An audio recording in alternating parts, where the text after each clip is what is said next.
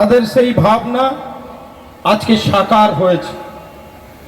আদরণীয় প্রধানমন্ত্রী নরেন্দ্র মোদীজির উন্নয়নের ধারা, যে ধারা সারা ভারতবর্ষের কোণে কোণে যে সেই উন্নয়ন পৌঁছে যাচ্ছে।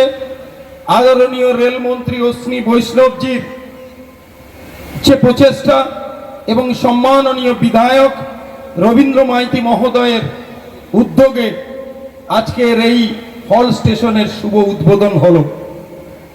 এই হল স্টেশনের শুভ উদ্বোধনী অনুষ্ঠানে যার হাত ধরে এই হল স্টেশনের উদ্বোধন হলো, আমাদের সকলের প্রেরণা, আমাদের সকলকে যিনি পথ দেখান, এগিয়ে নিয়ে চলেন, এই জেলার উন্নয়নের কাণ্ডারি, বর্ষিয়ান নেতা, প্রাক্তন কেন্দ্রীয় মন্ত্রী সম্মাননীয় শিশির অধিকারী মহোদয় এই মঞ্চে উপস্থিত আছেন। তাকে আমি আমার শ্রদ্ধা এবং প্রণাম জানাই।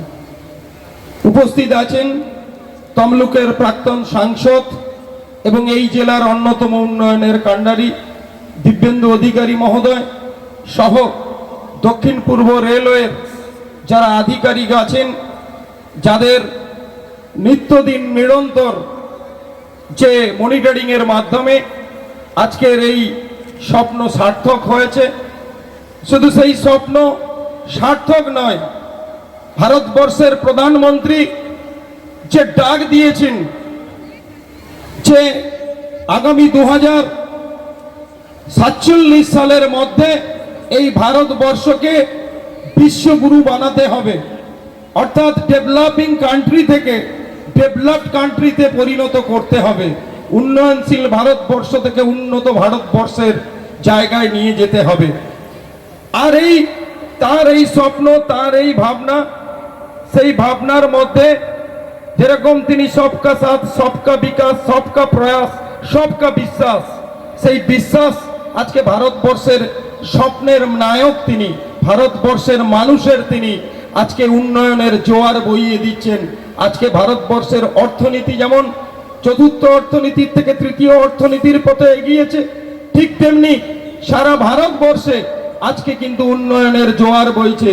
মানুষ আজকে একটাই ভাবনা, একটাই চিন্তা, কি করে এই বাংলার যে সুন্দর সোনার বাংলা মোদিজির হাত ধরে উন্নয়নের জোয়ার আরো এগিয়ে যাবে এবং আগামী দিনে এই বাংলাতে মোদিজির যে উন্নয়নের ধারা, সেই ধারা গ্রাম থেকে গ্রামান্তরে এগিয়ে যাবে। আজকের এই ঘোলবাগদা স্টেশনের উদ্বোধনী অনুষ্ঠানের মধ্য দিয়ে, তার এই স্টেশন তৈরির মধ্য দিয়ে, মানুষের পাশে থাকার মধ্য দিয়ে এটাই প্রমাণ করে যে বাংলার উন্নয়ন মোদিজির হাত ধরেই আসবে। বাংলা আবার বিকশিত হবে, বাংলা আবার সোনার বাংলা হবে, বাংলা আবার দেশকে পথ দেখাবে। মহামতি গোখলের সেই উক্তি, what Bengal things today India things tomorrow, অর্থাৎ বাংলা আজ যা ভাবে সারা ভারত কাল তা ভাবে, সেই স্বপ্ন সাকার হবে। আর বেশি দিন নেই। আপনাদের সকলের ঐকান্তিক প্রয়াস এবং ভালোবাসার মধ্য দিয়ে মোদিজি আপনাদের হৃদয় জিতে নেবেন এবং এই বাংলাতে নতুন সূর্যোদয় ঘটবে। এই আহ্বান রেখে আমার কথা শেষ করছি। সকলে ভালো থাকুন, ভালো ভাবুন, এই বিধানসভার জন্য নিত্যদিন নতুন উন্নয়নের চিন্তা করুন।